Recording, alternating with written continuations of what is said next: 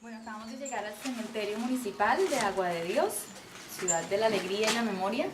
Este es uno de los dos cementerios que hay en el municipio. Este es el urbano, hay otro en la zona rural que se llama el cementerio de Chapinero, que queda en la vereda Manuel. Bienvenidos. Vamos a visitar la tumba del maestro Luis Acal.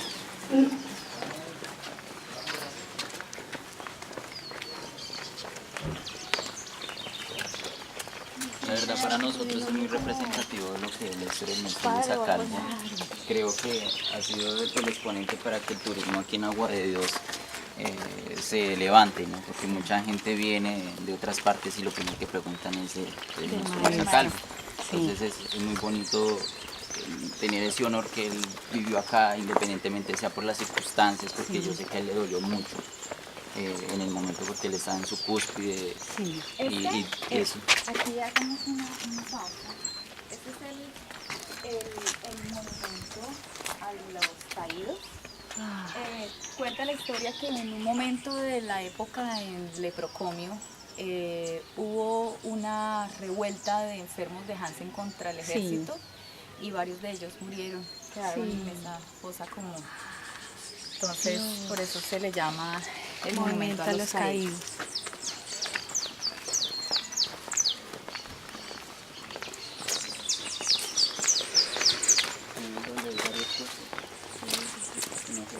Vamos llegando ya a lo que es la capilla. Aquí el cementerio se divide también como se dividía Agua de Dios. Se dividía Agua de Dios cuando pasamos de ser Leprocomio a municipio, que por un tiempo se dividió por colonias. Porque como aquí llegó gente de tantas partes del país, incluso del mundo, entonces aquí existían las famosas colonias. Entonces colonia dinamarquesa, boyacense, santanderiana, colonia costeña.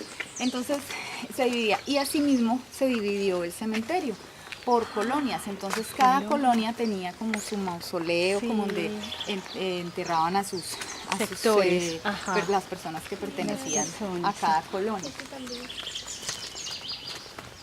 Entonces hay lo mismo, por ejemplo, el sindicato de trabajadores que inició acá, que es del Sanatorio de Agua de Dios, también tiene su... de hecho, el maestro Luis Calvo hizo una composición al sindicato de trabajadores. Sí, al sindicato de trabajadores. ¿Al sindicato de trabajadores? Sindicato de obreros, ¿no? Sí, No, como tal no es oficial, porque de choferes, porque si es del sindicato les cuento algo, porque el papá de Marta es el fundador del sindicato. Entonces fue de choferes. fundador. Sí, porque vimos la obra que nos la mostró Miguel, la escritura del maestro. Entonces sí, es de choferes.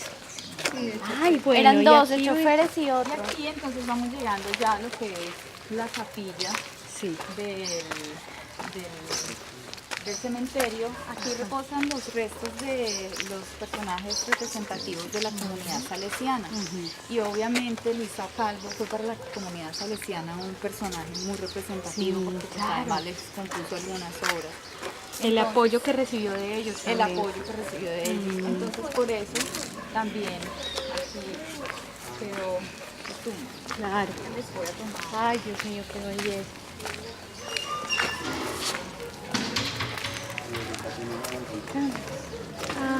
Bienvenidos a nuestro maestro.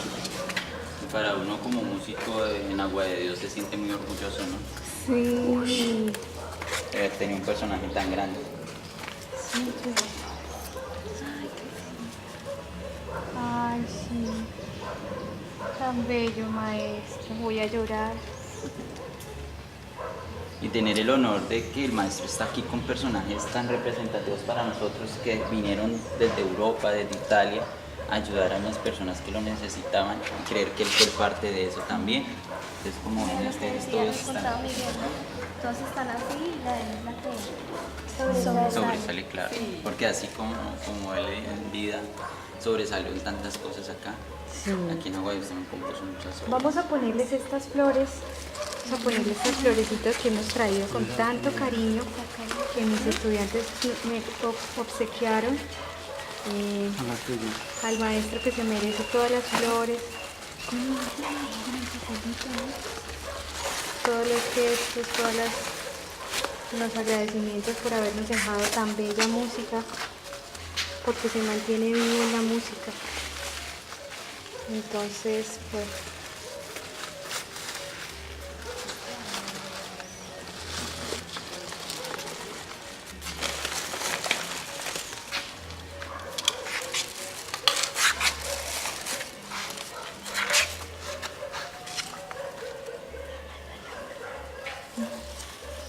la margarita acá también.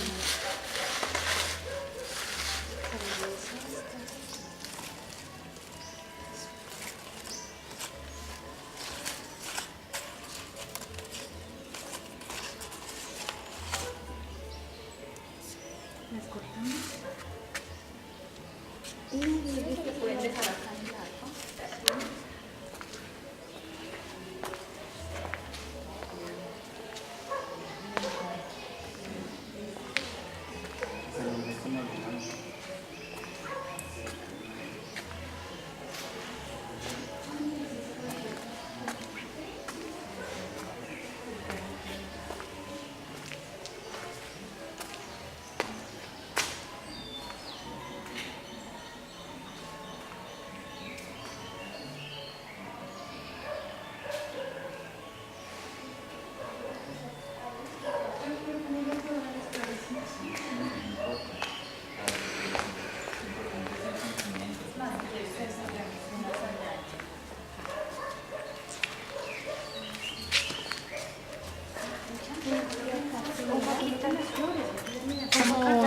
Aquí tallaron como un...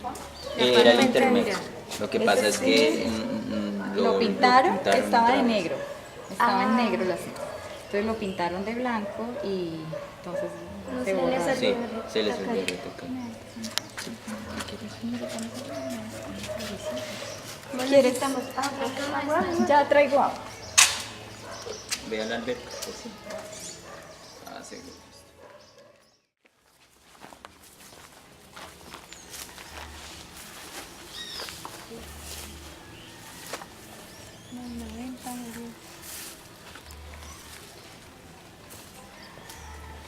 Duró mucho tiempo sola. Desde que él murió el maestro Luis Calvo hasta que ella falleció, doña Ana se la pasaba todo el tiempo vestida de negro. Usted nunca había dado Sí, eso observamos en las fotos. Siempre doña Ana con Sí. el vestido de negro.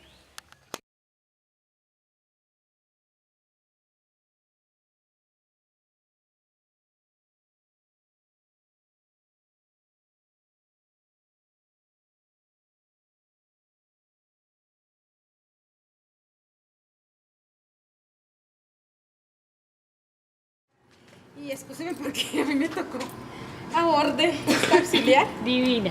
¿Qué les cuento? Este es un edificio que data su funcionamiento desde 1924. Es una construcción que está declarada Patrimonio Histórico y Cultural de la Nación con la 1435 del 2011. Su función inicial fue de ser un hospital de consulta externa. Por eso ustedes ven la armonía de las sillas, la arquitectura. Estos eran los consultorios, las personas se sentaban ahí, esperaban su llamado y eran atendidos. Una atención muy deshumanizada, porque simplemente era el médico y la secretaria al fondo del consultorio, donde el médico simplemente le decía qué tenía, por qué viene y para de contar, y si tenía algo que mostrarle, pues muéstrele, pero Nada de estando parado en la contacto, puerta. Cuando formulaba, le pasaba a la secretaria para que ella fuera la que le entregara al paciente. Esa era, que no es nada diferente a lo que hoy día realmente vivimos nosotros. Ahora es con computador y ya. Que nosotros estamos, digamos, mostrando como Museo Médico de la Lepra.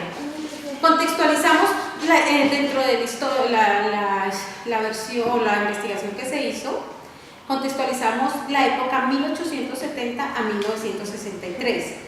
1870, Mauro Hansen declara públicamente y mundialmente que la lepra es altamente contagiosa y que hay que tomar determinaciones frente a ella. Colombia es un país que hace lo que hacen todos por su desconocimiento en el tema de la lepra. Entonces, ¿qué hacen ellos? El Estado le dice a la comunidad médica: tome el 80% de la salud pública y díganos qué hay que hacer. El país no sabe la comunidad médica no sabe distinguir entre lepra, entre artritis, entre labio leporino. Simplemente considera que la lepra es todas igual, desfiguración y física y nada más. Entonces, ellos ¿qué hacen? Le dicen, primero empiezan a ver los referentes internacionales, aislamiento. Entonces viene un primer proceso que es desplazamiento forzoso, habilitar un lugar, un sitio específico para esa reclusión de los enfermos, eso se llama secuestramiento. El enfermo deja de ser ciudadano colombiano, se le anula sus derechos civiles constitucionales, no tiene derecho a heredar, no tiene derecho absolutamente a nada. Viene el proceso de desmembramiento familiar, son arrancados, cada persona enferma que se detecte como enfermo es arrancado de su núcleo familiar, pero esto conlleva otra situación de contexto social, y es que quienes se quedaban como supuestamente familiares de ellos porque habían sido detectados enfermos, también se consideraban por el contexto de la sociedad donde vivían como focos contaminados de la lepra. Entonces también eran forzados a desplazarse hacia los lazaretos. Incluso ellos llegaron a quemar sus casas con ellos adentro si estaban infectados. Todo era matar la infección. Esos desplazamientos, ¿cómo se dieron? Del enfermo de lepra eran metidos en unos vagones de trenes en diferentes sitios donde estuvieron ubicados en el país, y el manejo fue puramente policivo. Desde 1870 casi que hasta 1920 fue netamente policivo. Parte médica no hubo, sino el que dirigía el lazareto como nada más. Desde ahí fueron traídos en los vagones que eran marcados con una bandera amarilla para que la gente supiera que era altamente contagioso y no se podía acercar.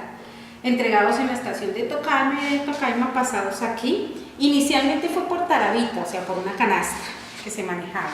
Después fue por canoas, y posteriormente ya se llevó al término la construcción del Puente de los Suspiros que conocemos, con el concepto antropológico que manejamos nosotros sobre ello, lo que simboliza, ¿no? Es como el cierre a su vida como ciudadano colombiano y entra a un nuevo mundo que es exclusivamente el leproso. Se da ese contexto.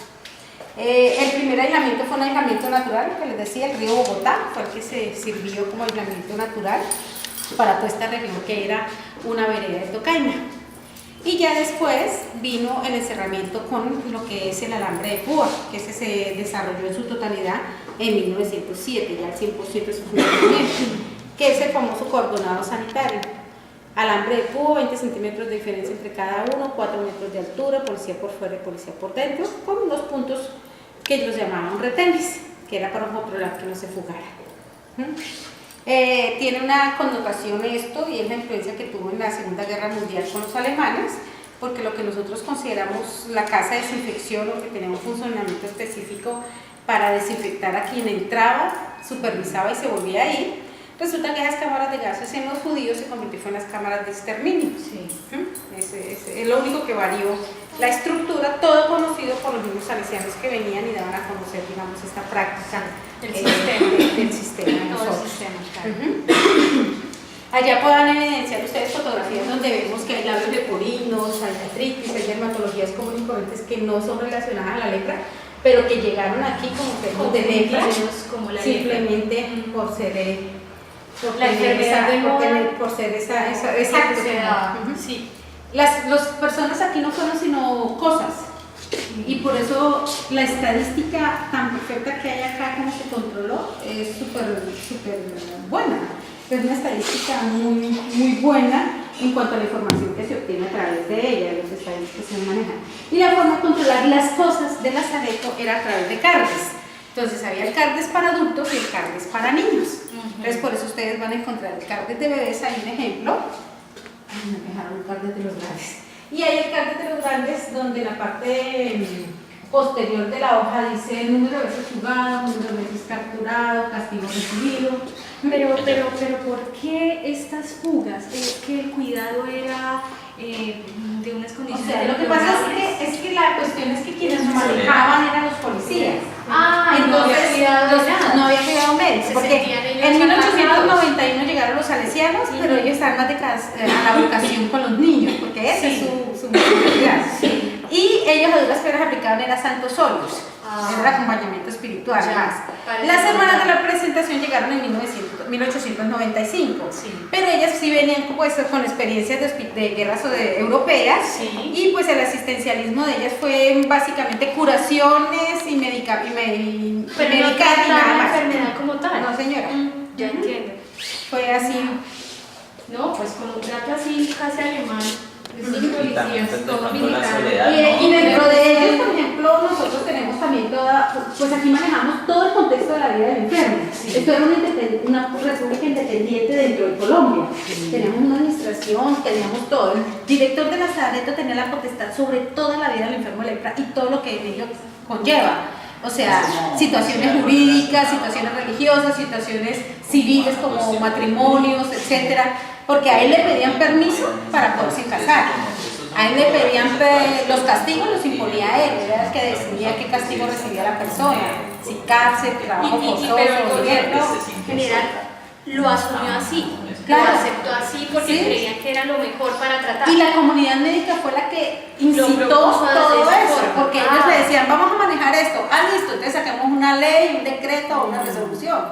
Entonces esto es una violación de derechos continua, patrocinada o apoyada por el Estado colombiano por a la través de misma las normas. ignorancia, Y por la ignorancia del tema. del tiempo, claro. Vemos las cédulas de ciudadanía, que supuestamente le llaman cédula, pero simplemente es una manera de cargos con fotografía. Eso es, se les asigna un número y una foto para Los niños con identificarlos.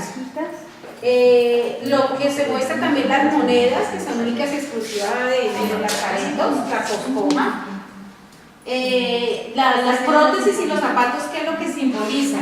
Que la enfermedad de la lepra lo único que produce es discapacidad. Nadie se muere de lepra, eso tenemos que tenerlo claro. La bacteria la tenemos todos y cualquiera se nos puede desarrollar, igual que el cáncer. Las circunstancias de baja defensa son las que influyen mucho y principalmente en que se active la bacteria. Entonces, en eso hay que tener mucho cuidado. Hay una condición de medicismo que se da también alrededor de la enfermedad y es el hecho de que las comunidades religiosas, para ayudar, digamos, esa situación social que se da, donde hay los enfermos los atienden en los hospitales, pero las familias que vienen a vivir alrededor de los hospitales, en cambuches, en lo que sea, no tienen con qué alimentarse ni cuidarse. Entonces las comunidades religiosas que hacen es mirar a los europeos, donde les exageran esa condición de la enfermedad. Pobres cadáveres ambulantes que al caminar se les cae la piel, las orejas, las manos. Que es una situación más de connotación mental, simplemente para poder obtener los recursos económicos que ellos necesitaban para dar esa solución social que se daba aquí de todas las familias que vinieron alrededor de su enfermo sin ser enfermos. Entonces no tenían el apoyo del Estado para su cuidado. Entonces esas son las condiciones que hacen y que se mantienen en nuestra cabeza. Ese es el estereotipo que mantenemos nosotros frente al enfermo de lepra, que camina, se le caen las orejas, la piel y los dedos, ¿sí? Que viene desde una connotación bíblica incluso. Sí, claro. Y cuando se cierra el ciclo, se abre como municipio Agua de Dios. ¿Qué pasa? El enfermo le dice, bueno, están libres, se pueden ir, vuelvan a sus casas o a los lugares de origen. Muchas familias le dijeron, qué pena, aquí no llegue. Dice, venga a sumar, devuélvame por donde se vino. Pues no nos interesa verlo a usted aquí. La sociedad nos rechazó. Su cédula de Agua de Dios, no, vaya, si no nos sirve. Todo eso se dio. Entonces, ¿qué pasa? El enfermo dice, ¿yo cómo voy a hacer si tengo a toda mi familia dependiendo de mí? 10 hijos, 8 hijos, en una época de hijos numerosos. Entonces, que culturalmente también lo tenemos en el contexto. Entonces, ¿qué hace el enfermo? Utilizar la enfermedad como un mecanismo de ayudarse a su sustento. Entonces, es otro mendicismo el que nos lleva también la enfermedad como tal.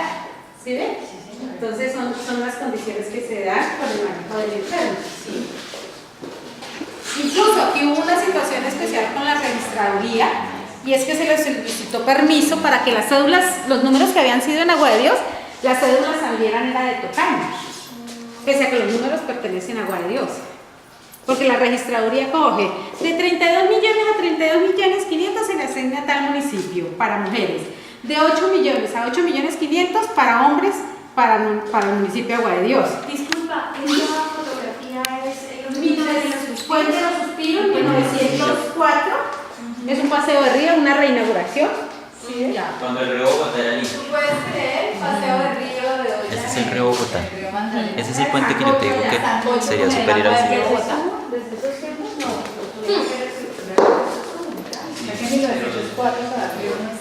Contaminado, no. Porque Bogotá era muy pequeño. Estaba en esa contaminación.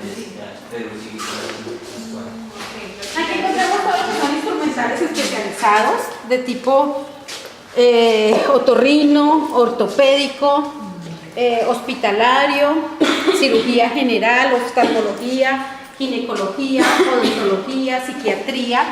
¿Por qué? Porque nosotros no teníamos lo que tenemos hoy, esa facilidad con el enfermo, de que si a primer nivel no surte mis necesidades, lo llevo a un segundo nivel para que me lo atienda, o a un tercero.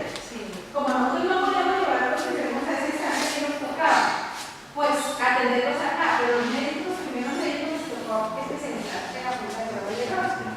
Entonces, ese no es un proceso de la estabilización médica. Todos así grandes, todos exagerados. ¿Y esa máquina, por ejemplo? Esa es de la anestesia, para cirugía general. Este es el de electrochoques. Este hace parte de manufactura de cirugía. Nuestros pacientes sufrieron muchas situaciones psiquiátricas debido al modo que se manejó. Sí, claro. Se suicidaron muchísimos Claro, al inicio por eso. ese maltrato de policías, imagínate. Ay, mira esto sí parece cual centro así, el gueto, pues. Esa es la primera silla odontológica que tuvimos. Pero la verdad es que es el elefante blanco porque simplemente se convirtió en la primera barbera, porque nosotros si no teníamos médico, mucho menos odontólogo. O sea, llegó antes de 1900, o sea, de 1890 y algo, 98. Y allá que hacían. Es la mesa de parto. Con el tubador, las cunas son diseñadas por los mismos pacientes, ellos mismos tornaban y esas cunas, esas se sacan para transportar el bebé para las salas de manejo. Estas sillas son sillas adaptadas también por los mismos enfermos a las condiciones de niños discapacitados, porque la de grande está bien, pero la de niños sí no lo hay. Y este sí. Ese es un tanque de esterilización de instrumental médico. Son, digamos, como los procesos que se llevan acá. Primero la esterilización se llevaba en calderas de cobre, cocinada con leña y ahí aplicaban todo y hierba. Después ya... Sí, ya después quedaron las que les llamo yo ollas arroceras, que son como ollas arroceras, pero con una tapa así un poquito de presión especial. Y ya después llegamos hacia el 39-40, llegaron ya lo que es este mecanismo de esterilización.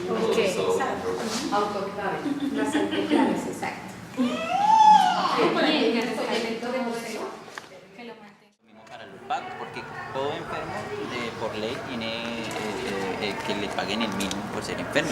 Es como decirlo como por un incentivo por lo que ocurrió. Entonces el Estado le da eso, como por ejemplo, que le disculpe por eso. Entonces esto es así, por eso es que se da. ¿Y cada cuartito qué era? En ese entonces eran consultorios y había un cuarto específico para la cuestión de la entrega de cédulas, también de la entrega de la plata. Sí, porque ellos les daban, digamos, una placa, ¿no? O sea, que los etiquetaban como permiso. Sí, es como digamos un pasaporte. Un pasaporte. Sí, Aquí vamos a ver originales pasaportes. Aquí vamos a ver. Que vimos allá en el museo. Ah, sí, Ahí sí. dice, No sé si alcanzaron a ver maestro. la moneda que se utilizaba en la agua de Dios. La cuestión Sí. así. Acá vamos a ver una y si quieren y tenemos tiempo, yo les muestro, yo tengo monedas para mostrárselas a ustedes. Este mural que vemos acá. Ese lo realizó la Universidad Javeriana.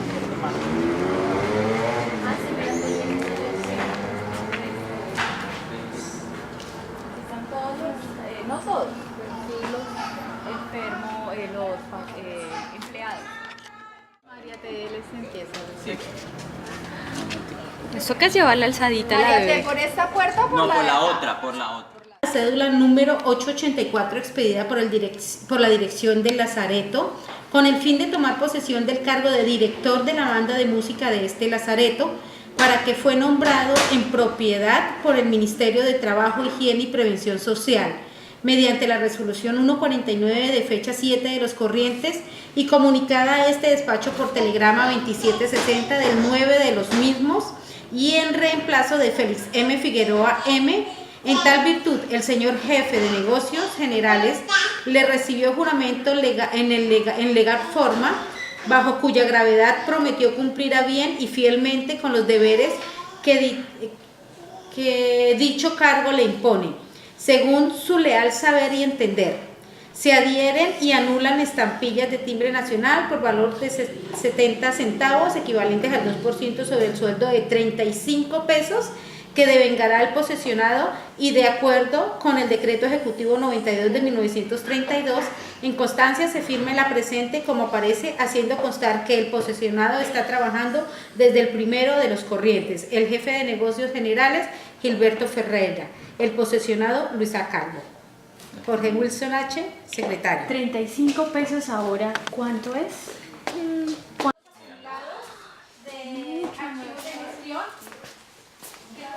Mira hacia allá, André. Que todos los días están en proceso de intervención. Estos son archivos de gestión que están siendo intervenidos de acuerdo a tablas de retención porque están en gestión. Lo que hicimos fue recogerlos porque estaban botados en todo lado. ¿Y esto qué era Entonces, ¿perdón? ¿Este cuarto qué era antes? Esto era el taller de carpintería y allá era el almacén que teníamos de todo lo de... Aquí manejamos como si fuéramos una ferretería, teníamos de todo. Madera, porque le hacíamos los ataúdes a los señores. Sí. Teníamos tubería, de todas las cosas, porque nosotros hacíamos todos los trabajos dentro de la María Sareta. Teresa, te pregunto, en caso de que ocurriera alguna eventualidad con la seguridad de estos registros, ¿hay ustedes una manera de que puedan esto digitalizar? ¿Ya está digitalizado? No, o sea, todo esto se perdería. Se perdería. En este momento se perdería porque nosotros no tenemos nada. Sí. Entonces por eso yo soy un poco celosa, incluso con el mismo, si me dice William, el gerente, ay, que van a venir a ver. Venga, pero es que a mí no me han dicho. No, y yo no dejo entrar sin que ustedes me digan. ¿Y la seguridad en general alrededor cómo está? Tenemos cámaras, allí tenemos cámara posicionada sobre una antena grande, que es la de comunicaciones. También tenemos la cámara de seguridad para acá. Vigilante permanente 24 horas. Tenemos. Es como lo básico. Pero la fumigación se hace aquí especializada en documentos. Para que no alteren ni tinta ni papel. Sí, son como condiciones así. Tratamos de tener al menos las mínimas. ¿Y no han pensado pasarlo como digital? Un objetivo? Lo que pasa es que tenemos un proyecto de 1.800 millones por DNP, pero la cuestión es que como lo van dando gota a gota, entonces y una cosa es intervención digital, que eso no es solamente decir venga, coge el documento tal. Usted tiene documentos que son el tamaño de un pliego de...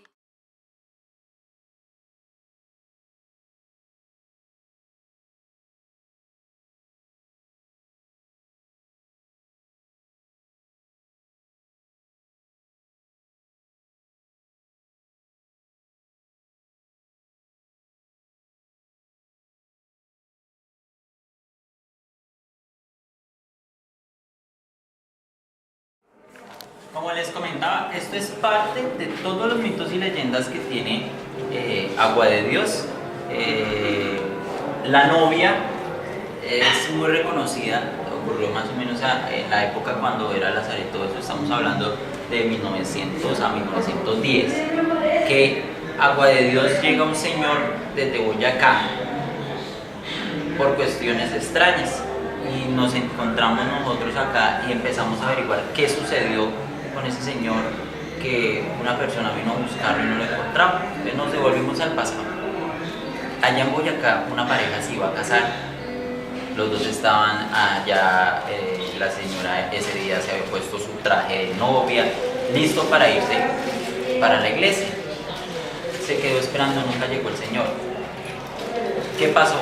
La última vez que vio al señor fue el día anterior, que tenía mucha plata ese señor, llegó a Bogotá a hacer unas diligencias y en Bogotá lo atraparon porque le empezaron a salir unas manchas. Entonces las personas que veían defectos en la persona, en su merced tiene manchas, tiene la lepra. Entonces de una vez llamaron, precisamente, pues lastimosamente el señor cuando fue a Bogotá era enfermo de lepra. Entonces ese mismo día, sin él poder avisar, sin poder decirle nada a ella, que al día siguiente se iban a casar, lo traen a poder encerrar.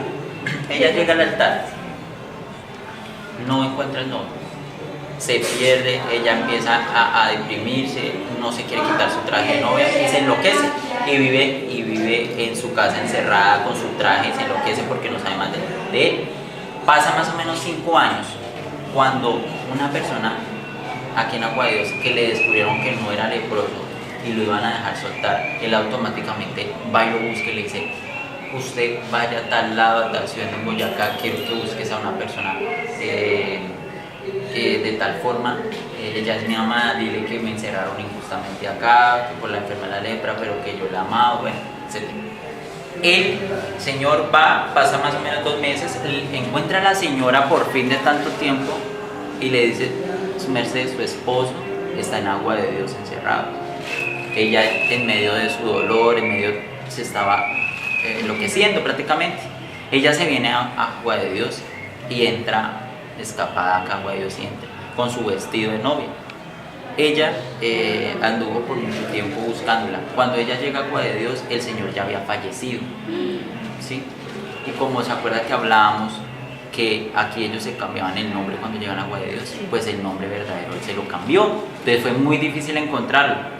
Entonces se dice que aquí en el parque principal la novia vivió mucho tiempo durmiendo en las bancas y se la pasaba por el pueblo vestida de novia diciendo que se iba a casar.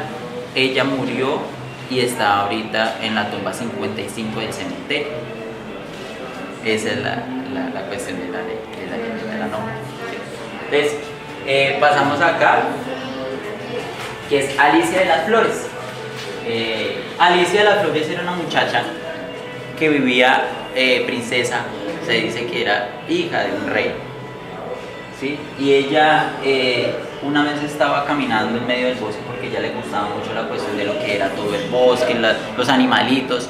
En medio de eso ella se estaba retirada y hizo algún movimiento brusco cuando sintió un disparo.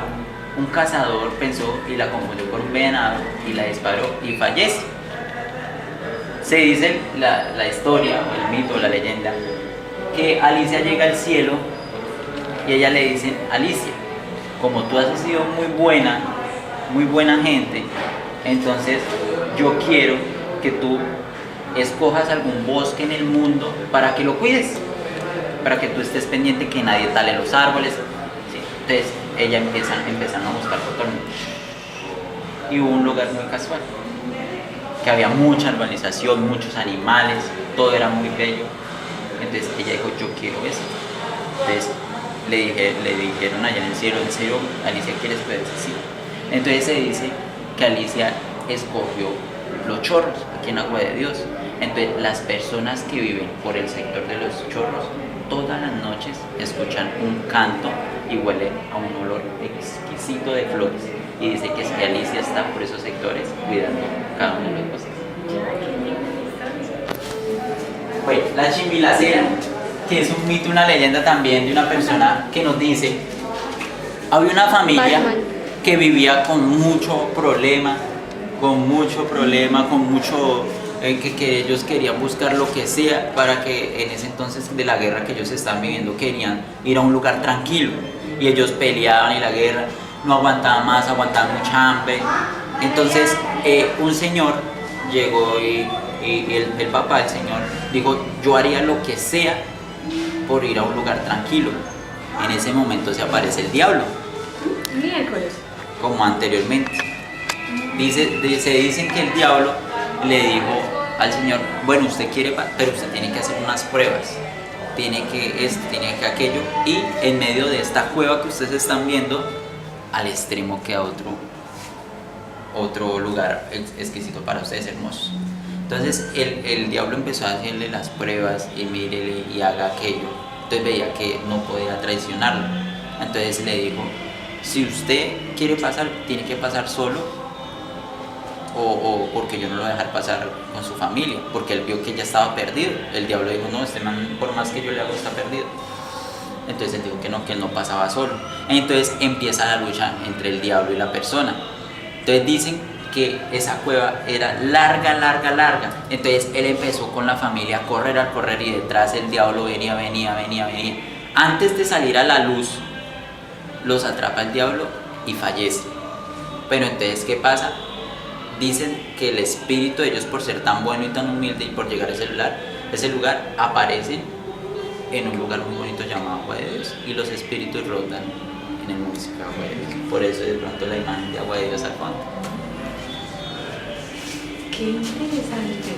El cura sin cabeza también es muy interesante. Vamos a hablar sobre la época de Agua de Dios cuando era encerrado de alambre de púas, hablando que como fue en la Segunda Guerra Mundial que no teníamos acá. Tanto policías externos, que era de la República de Colombia en entonces, como internos, que eran de Lazareto, donde mi abuelo fue fundador también.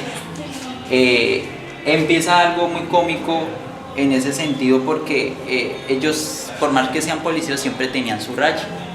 Bueno, murió mucha gente intentando salir. ¿Por qué? Te digo, porque la soledad de estar acá, de saber que la familia prácticamente se muere en vida porque ellos no pueden volver a ver. Muchos intentaban salir, pero un policía le decía a los otros: yo no me voy a acercar por allá.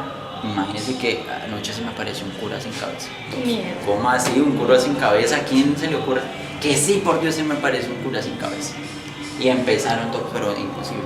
Uno de los policías que no creía dijo: ¿sabe qué, hermano? Yo no le quiero nada. A mí usted no es perezoso, usted no quiere trabajar. Me voy a ir a ese día, esa noche. Cuando bueno, y estaba el policía ahí en su retén. Bueno, empezó a escuchar así como cuando se chocan los botellas. Y cuando caminaba en cadenas. Entonces él se asustó y él pensó que le estaban haciendo fuego. Hola, Edgar, ¿cómo está? Cuando él dice: no, yo no soy un berraco, yo no me tengo que asustar acá. Y salió con su escopeta a buscar. Y miraba, cuando otra vez el ruido. Cuando vio a lo lejos una sombra, efectivamente, el hombre sin cabeza. Él lo primero que hizo fue disparar hacia el objetivo, pero nunca le dio el objetivo. Cuando ¡pum!, el cura de cabeza se cayó. Y él salió corriendo a mirar qué es. Pues no era ningún cura sin cabeza.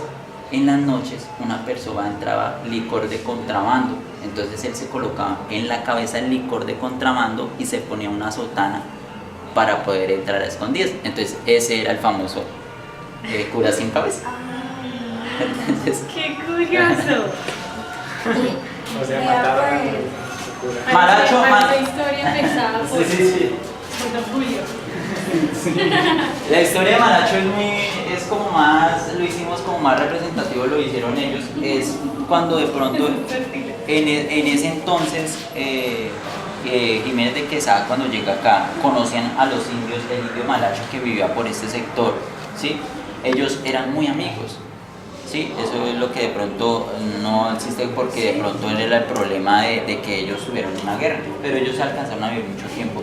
Dicen que ellos contaron muchas historias y eso, sino que el indio Malacho, viendo la forma de que como ellos tenían su cultura, no se aguantó, entonces empezó la guerra. Entonces dicen que por culpa de este indio Malacho, por este sector, es que hubo la guerra con los españoles y por eso ocasionó la cuestión de la conquista. Es más o menos como el refrán. Llegamos a la historia de Benjamin, que es una historia que yo leí totalmente y es muy bonita. Benjamin, la historia sale de un acta de defunción de 1903, donde dice: ya aquí descansa el preámbulo sin familia de Benjamin, firmada originalmente, que nosotros encontramos esa acta por el padre Cripa, que fue uno de los padres que ayudó mucho aquí en Agua de Dios Salesianos. Nos empezamos a devolver y a buscar entre los archivos y dicen que más o menos en 1888 una mujer enferma de lepra da a luz a un niño sano. ¿Qué pasaba en Agua de Dios cuando una mujer enferma tiene un niño sano? Se lo rapan, pero entonces ella lo escondía. Una noche, sin avisar y nadie sabía, entraron la policía a buscar. El papá de la señora con Benjamin lucharon para que él no se lo llevaran. El papá lo asesina y Benjamin con la mamá salen por el sector hacia Girardot y se escapan en medio de esa revuelta. Pasa mucho tiempo, muchos días, ellos intentan sobrevivir, llegan a la ciudad de Bogotá, conocen a una persona, una anciana muy humilde, ayudando, las ayuda, les tiende la comida y ellos quedan ahí. La señora nunca pudo tener hijos, se enamora de Benjamin. Dice, ese niño, yo quisiera ser su mamá, esto, aquello, tal. Cuando cogen confianza, la señora le cuenta, la mamá de Benjamin, le cuenta a la anciana lo que sucedió. Ella habla con el señor esposo. Le dijo, no. Dice, mamita, llamemos a la policía porque tenemos a una enferma de lepra para que la casen. Entonces ella dijo, listo, pero la condición es que yo me cojo con Benjamin. Sí, llaman a la policía, esa noche hace una revuelta. Se dice que esa noche la mamá se acostó lo más tarde de lo común y abrazaba mucho a Benjamin. Decía que algo iba a suceder. Llegó la policía, le quitaron a Benjamin, se quedó con la anciana. Benjamin estaba súper pequeña, tenía 3 años. Y se llevan a la anciana y la guardan aquí en la gloria de Dios. Benjamin queda con un recuerdo de los papás, que es un escapulario que le dieron desde chiquito. Benjamin va creciendo y en medio de eso hubo una revuelta con el esposo, una pelea de la anciana con el esposo y al señor se le sale decirle que él no es hijo de ellos, le cuenta la verdad. Benjamin le dice le dice, mamá, yo no soy hijo suyo. La anciana llorando le dice, no, no es hijo. ¿Quién es tu mamá? ¿Quién es mi mamá? Su mamá vive en Agua de Dios. Luego allá no albergan a los enfermos. Sí, digo, yo quiero ir a conocer a mi mamá. La anciana empieza a llorar y dice que lo ama mucho. Dijo, si me ama, hágame ese favor. Sí, hicieron los preparativos y todo. Ella anunció que iba a llevar un niño enfermo de lepra a Agua de Dios. Benjamin tenía ya 13, 14 años. Llegan al puente de los suspiros. La mamá le da un beso, la madrastra le da un beso y le dice que lo ama mucho y que si él cree que eso es lo que él necesita, que lo hace. El policía coge, lo agarra de la mano y se lo lleva. Entonces la mamá al ver eso dice, es mentira, él no es enfermo, que no sé qué. Un policía le dice, señora, todas las personas que pasan por acá dicen lo mismo. Entonces a Benjamin cogen, lo afilan con la demás gente y le dicen, bienvenidos a Agua de Dios, esta es la ciudad del dolor, ustedes aquí pierden sus derechos, así que por favor hagan todo lo que yo les diga. Empiezan a caminar, llegan a Agua de Dios. Benjamin, el desespero de llegar acá era empezar a buscar a su mamá. Mientras Benjamin venía en camino, ¿Cuántos años tenía? Benjamin tenía 13 años. Cuando Benjamin venía en camino de Tocaima para acá, en el hospital Herrera estaba falleciendo una señora.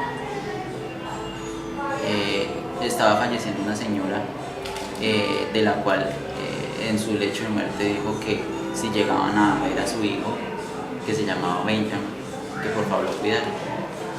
Bueno, fallece la mujer.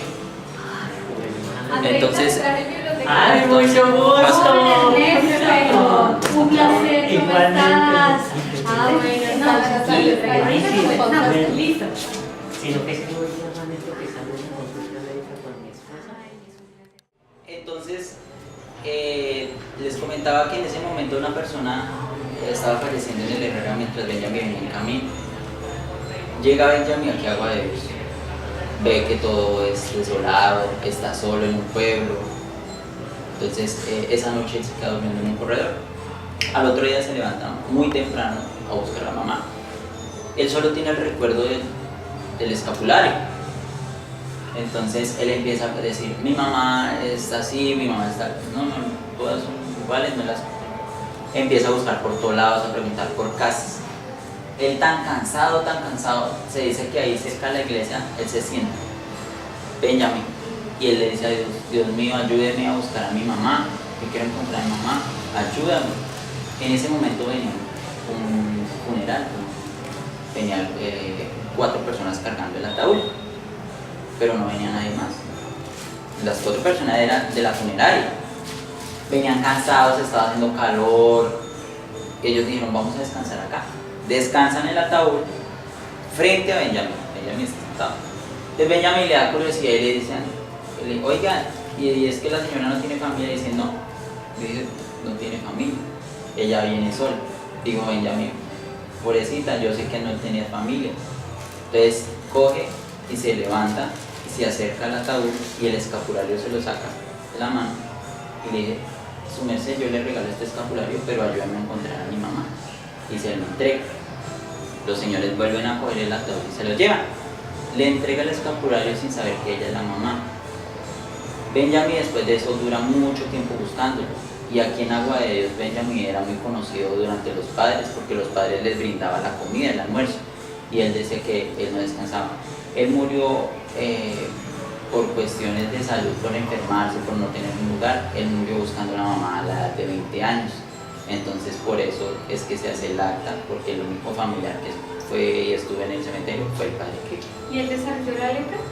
No, él entró aquí fue porque la señora... Por buscar a la señora. ¿Pero a quién le dio el escapulario? ¿A uno de los de la funeraria? ¿A la mamá? Él le dejó dentro del ataúd el A la escapulario. señora, A la señora. para ir a acompañarla, pero él Pero desconocía exacto, que era desconocía ella. que la mamá le dijo, Mercy, ayúdame a encontrar a mi mamá, y se la dejó ahí en el ataúd. Era eso. Y pasó y terminó sus vidas buscando, sin saber que ese día se despidió de él. El día que llegó a Guadalajara. Eso sí es historia real. Sí, esto es por un acta de función de 1930. La vida.